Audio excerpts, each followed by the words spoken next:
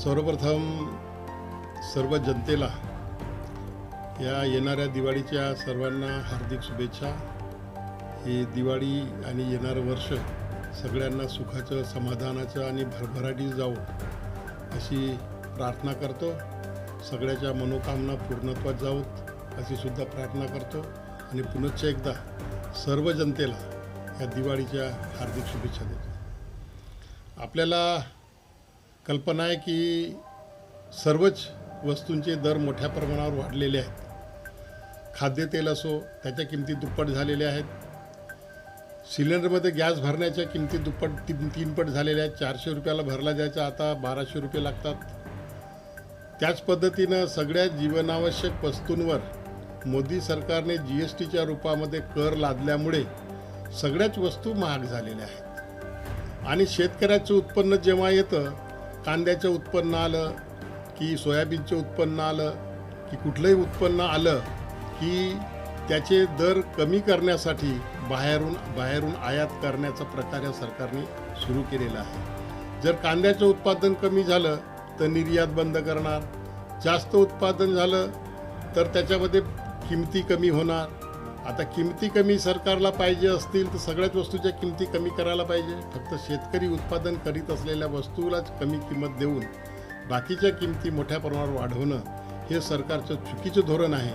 शेतकऱ्याच्या मालाला सुद्धा त्यांनी 1.5 पट उत्पादन खर्च 1.5 पट दर देऊ असं आश्वासन दिलं होतं। 1.5 पट दर शेतकऱ्याला मिळालेलं नाही। यावर्षी हमीभाव जो धानाचा जाहीर केला तोही फार कमी आहे। ज्यांना उत्पादन खर्च जेवढा आहे तो तेवढा नाही आहे। शेतकऱ्याचे उत्पन्न दुप्पट कसं होईल? सरकारने आश्वासन दिलं होतं की आम्ही दुप्पट करू, दुप्पट झालं नाही। आणि अशा पद्धतीनं आता शेतकरी, शेतमजूर आणि सगळे लोक हालअपेष्टा सहन करत आहेत। मोठ्या प्रमाणावर बेरोजगारी वाढलेली आहे। युवक बेरोजगार आहे। युवकांच्या हाताला काम नाही। सरकारी नोकऱ्या बंद केल्या जात आहेत। मोठ्या प्रमाणावर खाजगीकरण चाललेलं आहे। सार्वजनिक उपक्रमांचं खाजगीकरण आणि एका विशिष्ट उद्योगपतीकडे हे उद्योग देण्याचं, सार्वजनिक उपक्रम देण्याचं काम सरकारचं सुरू आहे। येणाऱ्या काळामध्ये बँकांचं विलिनीकरण, बँकांचं खाजगीकरण, LICच्या काही शेअरचं खाजगीकरण, HALचं खाजगीकरण आणि अशा अनेक ज्या सार्वजनिक उपक्रम आहेत, रोड रस्ते याचं खाजगीकरण, त्याच्यानंतर स्टेडियमचं खाजगीकरण, म्हणजे सगळे जे काही सार्वजनिक उपक्रम आहेत, सरकारी क्षेत्रामध्ये जे काही उपक्रम आहेत त्याचं खाजगीकरण करण्याचा सपाटा या सरकारने सुरू केलेला आहे। त्याच्यामुळे सरकारी नोकऱ्या ज्या संपलेल्या आहेत, म्हणजे सरकारकडे लोकांना रोजगार देण्याचं कुठल्याही प्रकारचं नियोजन नाही आणि ज्या सरकारी नोकऱ्या होत्या त्या पण कमी केल्या जात आहेत। त्याच पद्धतीनं लॅटरल एंट्रीद्वारे IASची पदं केंद्रामध्ये भरली जात आहेत। सेक्रेटरी, डेप्युटी सेक्रेटरी लेवलची जी पदं असतात, जे IAS लोकांनी भरली जातात,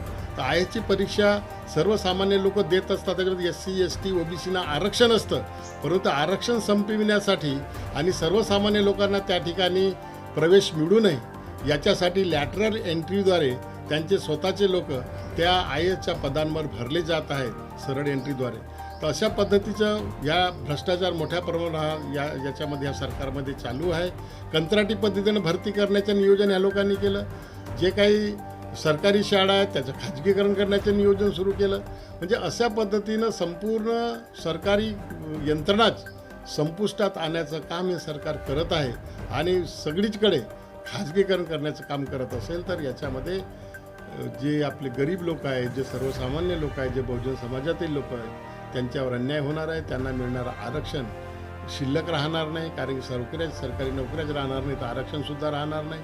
आणि अशा पद्धतीनं त्यांना सामाजिक न्यायाचा जो तत्त्व आहे संविधानामध्ये विहित तत्त्वाला तडा देण्याचं काम हे सरकार करत आहे। अशा पद्धतीचं हे सरकार महाराष्ट्रात पण काम करत आहे आणि देशामध्ये सुद्धा काम करत आहे। म्हणून येणाऱ्या काळामध्ये जनतेने कसा ह्या सरकारवर विश्वास ठेवा हा प्रश्न निर्माण झालेला आहे। म्हणून येणाऱ्या काळामध्ये जनतेने सतर्कता आणि सावधानता बाळगून ह्या सगळ्या बाबी आज देशामध्ये चालू आहेत। समाजामध्ये ध्रुवीकरण करण्याचं काम मोठ्या प्रमाणावर चालू आहे। जर ह्या लोकांना निवडणूक जिंकायची असेल आणि निवडणूक जिंकायची असेल तर मताचं राजकारण करतात। मताच्या राजकारणासाठी बहुमतं ज्यांच्याकडे आहेत त्यांची बाजू घेऊन जे अल्पसंख्याक आहेत त्यांच्या विरुद्ध कारवाई करण्याचं काम करतात। ED CBIद्वारे जे लोक सरकारच्या विरोधामध्ये बोलतात त्यांच्यावर कारवाई करण्याचं काम करतात, परंतु जे सत्ता पक्षामध्ये लोक आहेत ते जरी भ्रष्टाचारी असले तरी त्याच्यावर कुठल्याही प्रकारची वाच्यता होत नाही. त्याच्यामागे CBI किंवा ED वगैरेची कारवाई होत नाही किंवा त्यांच्यापुढे तशीच चौकशी लावली जात नाही. एवढंच नव्हे, त्या सरकारमध्ये मोठ्या प्रमाणावर भ्रष्टाचार आहे. राफेल विमान खरेदीमध्ये मोठ्या प्रमाणावर भ्रष्टाचार झाला, कोट्यावधीचा भ्रष्टाचार झाला. तो भ्रष्टाचार दाबण्यात आला. सुप्रीम कोर्टामध्ये केस गेली तर ते जे चीफ जस्टिस होते सुप्रीम कोर्टाचे त्यांना हे करून त्यांना राज्यसभेवर घेण्यात आलं. अशा प्रकारे सरकार करत आहे आणि मोठ्या प्रमाणावर होणारा भ्रष्टाचार जो आहे दाबण्याचा प्रयत्न करत आहे. अदानीच्या माध्यमातून त्या बोगस कंपन्या स्थापन करून त्याच्यामार्फत पैशाचा व्यवहार करणं आणि हवालाच्या माध्यमातून त्या पैशाचा उपयोग आपल्या कंपनीमध्ये करणं असा प्रकार झाला असतानासुद्धा कुठल्या प्रकारची कारवाई अदानीवर झालेली नाही. आणि एवढंच नव्हे तर विदेशातून कोळसा आणून त्याच्या किमती कृत्रिमरित्या मोठ्या प्रमाणावर वाढवून जवळपास 1.5 ते दुप्पट किमती करून ह्या सगळ्या ज्या वीज निर्मिती कारखान्यात त्यांना विक्री केल्या आणि त्याच्यामुळे विजेचे दर मोठ्या प्रमाणात वाढले. त्याचा भूर्दंड सर्वसामान्य लोकांवर जे वीज वापरतात त्यांच्यावर पडलेला आहे. एवढा भ्रष्टाचार चालू असताना सरकार त्यांच्यावर कुठल्याही प्रकारची कारवाई करताना दिसून येत नाही. ह्या देशावर मागच्या 67 वर्षामध्ये देश स्वतंत्र झाल्यापासून तर 2014पर्यंत जो विदेशी कर्ज होता तो फक्त 58 लाख कोटीचा होता आणि आता तो झाला 1,58,00,000 कोटीचा झाला. म्हणजे 1 लाख कोटींनी वाढलेला आहे फक्त 9 वर्षामध्ये. म्हणजे जेवढं 67 वर्षामध्ये नव्हता त्याच्यापेक्षा दुप्पट कर्ज ह्या लोकांनी फक्त 9 वर्षामध्ये घेतलेलं आहे. म्हणजे प्रत्येक व्यक्तीवर जो 45,000 रुपये जो होता कर्ज तो आता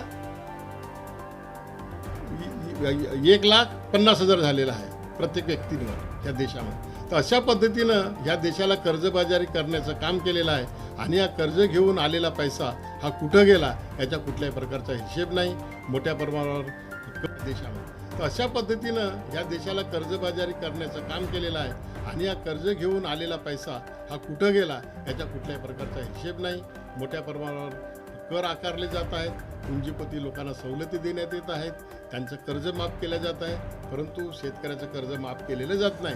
शेतकऱ्याला फक्त वर्षाचे 6,000 रुपये 2,000 रुपये 3दा अशा प्रकारचे किसान सन्मान निधी अंक दिले जातात, परंतु खताच्या किमती वाढवून, कीटकनाशकाच्या किमती मोठ्या प्रमाणावर वाढवून, बियाण्याच्या किमती वाढवून आणि त्यांच्याकडून त्याच्यापेक्षा दुप्पट वसुली केली जाते. दुप्पट वसुली करायची आणि त्याच्यातले अर्धे पैसे शेतकऱ्यांच्या खात्यामध्ये जमा करायचे. अशा प्रकारचा व्यापार हे सरकार करत आहे आणि हे सरकार कल्याणकारी सरकार असायला पाहिजे. ही सरकार कुठल्याही प्रकारे कल्याणकारी दिसून येत नाही. त्याच्यामुळे हे जनता सगळी हालअपेष्टा सहन करत आहे. म्हणून येणाऱ्या काळामध्ये जनतेने याचा विचार करूनच निर्णय घ्यावा अशी मी सगळ्यांना विनंती करतो. पुनश्च एकदा सर्वांना येणाऱ्या दीपावलीच्या हार्दिक शुभेच्छा देतो. धन्यवाद.